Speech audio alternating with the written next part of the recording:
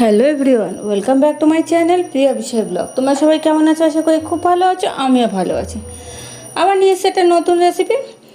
এটা নতুন না, তোমরা সবাই করতে পারো আর খুব ভালোভাবেই করো, কিন্তু তাও তোমাদের সঙ্গে আজকে রেসিপিটা শেয়ার করব।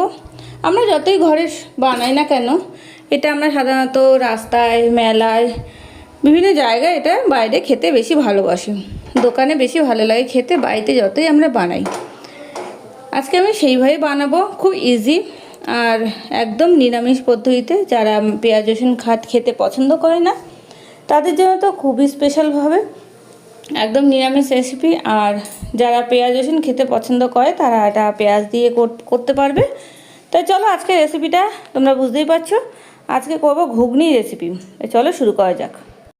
ঘুগনি বানানোর জন্য আমি হলুদ মটর নিয়ে নিয়েছি এবং সেটাকে ভালো করে জল দিয়ে ধুয়ে আমি ভিজিয়ে রেখে দিয়েছিলাম আগের দিন রাত্রিবেলা। তারপর সকালবেলা উঠে এটাকে ভালো করে আরেকবার পরিষ্কার জল দিয়ে ধুয়ে নিলাম। এবার এটাকে একটু সিদ্ধ করে নিতে হবে। তাহলে চলো, ভালো করে তো ধুয়ে নিয়েছি। এবার প্রেসার কুকার নিয়ে নিয়েছি, এর মধ্যে আমি মটরগুলো দিয়ে দেব। মটরগুলো দিয়ে এর মধ্যে কিছু জিনিস দিয়ে আমি সিদ্ধ করে 2-3টে সিটি দিয়ে নেব। চলো, মটরটা তো দিয়ে দিলাম, এর মধ্যে দিচ্ছি প্রথমে জলটা একটু মটরটা ডুবে থাকবে সেরকম পরিমাণেই দেবো, কারণ এই জলটা দিয়ে রান্নাটা হবে, আর আলাদাভাবে জল বেশি লাগবে না। এর মধ্যে দিলাম অল্প পরিমাণ হলুদ আর অল্প পরিমাণ নুন দেব, আর দিয়েছি তেল দিয়ে ভালো করে এটা ঢাকা দিয়ে দিচ্ছি। এবার প্রেসার কুকারটা বসিয়ে দিচ্ছি। এই 3-4টে সিটি দিতে লাগবে। সিটি দিয়ে ফিরে আসছি, তারপর সিদ্ধ হয়ে গেলে তোমাদের এটা রান্নাটা তোমাদের সঙ্গে শেয়ার করব। প্রেসার কুকারে সিটি মেরে দিয়েছে, আমি এটা নামিয়ে এবার দেখিয়ে নিচ্ছি। দেখো, একদম কিন্তু ঘুগনি খুব সুন্দরভাবে ডালটা সিদ্ধ হয়ে গেছে। মটরগুলো যেমন গোটাও আছে, কিছুটা ফেটেও গেছে, খুব মাখা মাখা টাইপের একটা হয়ে গেছে। এই জলটাই দেবো, এর মধ্যে যদি দরকার লাগে খুব অল্প পরিমাণ জল অ্যাড করবো, আর জল দেবো না, একটু মাখা মাখা লাগবে। এখানে আমি 3টে আলু কেটে নিয়েছি ছোটো ছোটো করে। তেলটা গরম হতেই আলুগুলো দিয়ে দিলাম, এটা খুব ভালো করে একটু ভেজে নেব। এই ভাজার জন্য এর মধ্যে সামান্য পরিমাণ নুন দিয়ে আমি ঢাকা দিয়ে রেখে দিচ্ছি। আলুগুলো সিদ্ধ হয়ে গেছে, ভাজা ভাজা হয়ে গেছে, তোমরা দেখছো। এবার এটা নামিয়ে নেবো, একটু ভালো করে নাড়িয়ে দেখে নিচ্ছি, কারণ আলু যদি কাঁচা থাকে তাহলে কিন্তু ঘুগনিটা ভালো লাগবে না খেতে। এবার ভালো করে এটা আমি নামিয়ে নিলাম। এবার ওর মধ্যে আর অল্প পরিমাণ তেল দিলাম, তেল দিয়ে ওর মধ্যে একটা টমেটো আমি কুচিয়ে রেখেছিলাম, আর এর মধ্যে অল্প পরিমাণ নুন দিচ্ছি। টমেটোটা তাড়াতাড়ি সিদ্ধ হতে সাহায্য করবে নুনটা দিয়ে আমি কিছুক্ষণ ঢাকা দিয়ে রেখে দিলাম এবং খুব তাড়াতাড়ি টমেটো সিদ্ধ হয়ে যাবে এবং গলে যাবে। দেখো, ঢাকনাটা তুলে দিয়েছি এবং তোমরা বুঝতেই পারছো টমেটো কিন্তু খুব সুন্দর একটা মাখা মাখা টাইপের হয়ে গেছে। তোমরা চাইলে এখানে গ্রেট করেও দিতে, ঘষেও দিতে পারো টমেটোটা, বা বেটে দিতে পারো, কিন্তু এইভাবে দিলে ভালো লাগে খেতে।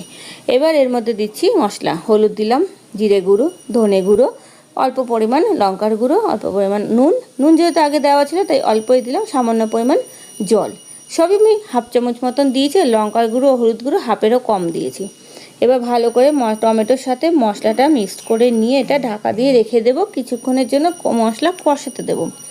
মশলা যতক্ষণ না কষবে ততক্ষণ কিন্তু ভালো লাগবে না খেতে। মশলা থেকে একটা, দেখো, চারিদিক দিয়ে তেল বেরিয়ে এসছে। এই যে তেলটা বেরোনো মানে মশলা কিন্তু অনেকটাই কষে গেছে।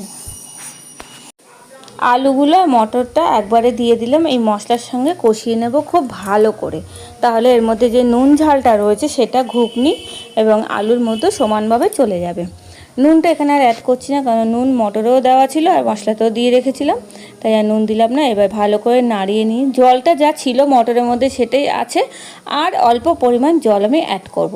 আর এই জন্য জলটা তখনই বেশি দিয়ে দিয়েছিলাম, যাতে আর জল দরকার না লাগে। তো একটু জল অ্যাড করতে হবে, নাহলে একদম শুকিয়ে যাবে ঘুগনিটা, সেটা ভাল লাগবে না রুটি পরোটার সাথে খেতে। এই ঘুগনি যেমন শুধু খেতে ভাল লাগবে, তেমন রুটি পরোটার সাথেও কিন্তু দারুণ যাবে। আর যারা পেঁয়াজ দিয়ে খেতে ভালোবাসো তারা অবশ্যই পেঁয়াজ আর রসুন দিয়ে করো, তাহলে খুবই স্বাদ লাগবে খেতে। আমি নিরামিষ করেছি, যারা নিরামিষ বেশি পছন্দ করো তাদের জন্য একদমই প্রযোজ্য এই রেসিপি। এখন ঘুগনিটা দেখো, লাস্ট একটু চিনি অ্যাড করে দিলাম, আর দিচ্ছি শাহি গরম মশলা। চিনিটা তোমরা চামচে অ্যাড করতে পারো, আমি হাতে, আমার সুবিধা হয় বলে হাতে করে দিলাম। শাহি গরম মশলা লাস্টে দিয়ে আমি এটা একটু ঢাকা দিয়ে রেখে দেবো, চিনিটা আর গরম মশলাটা যাতে ঘুগনির মধ্যে সুন্দরভাবে মিশে যায়। নুন ঝাল মিষ্টিটা সম্পূর্ণ নিজেদের স্বাদ অনুসারে দিতে হবে। আর যারা নিরামিষ খেতে ভালোবাসো, খুব সহজ এবং নিরামিষ পদ্ধতিতে আমি রান্নাটা করে তোমাদের দেখালাম। আর যারা পেঁয়াজ রসুন খেতে ভালোবাসে তাদের জন্য তো খুবই ভালোই লাগবে পেঁয়াজ রসুন দিয়ে রান্নাটা করলে। তো চলো আজকের রেসিপিটা তোমাদের কীরকম লাগলো অবশ্যই কমেন্ট করে জানাবে। যারা নতুন আছে চ্যানেলটাকে সাবস্ক্রাইব করবে, পাশে বেল আইকন অবশ্যই প্রেস করে দেবে নিত্য নতুন ভিডিও পাওয়ার জন্য। আর হ্যাঁ, ভিডিওটাকে লাইক কমেন্ট কিন্তু করতে ভুলো না, আর একটা হাইপ অবশ্যই করে দিও। তোমাদের ভালোবাসা আর তোমাদের সাপোর্টে এইভাবেই যেন আমার পাশে থাকে, আমি আরও যেন নতুন নতুন ভিডিও তোমাদের কাছে নিয়ে আসতে পারি। আজকের এই ঘুগনির রেসিপিটা তোমাদের কীরকম লাগলো, একদম ঘরোয়া এবং সহজ উপায়ে আমি এই রেসিপিটা তৈরি করে তোমাদের দেখালাম। গরম গরম পরোটা আর রুটির সাথে কিন্তু জাস্ট অসাধারণ লাগবে এই ঘুগনি রেসিপি। তা কীরকম লাগলো তোমাদের রেসিপিটা অবশ্যই কিন্তু কমেন্ট করতে ভুলো না, একটা হাইপ অবশ্যই করে দিও। আর কীরকম ভিডিও তোমাদের চাই সেটাও অবশ্যই কমেন্ট বক্সে জানিয়ে দিও। চলো টাটা।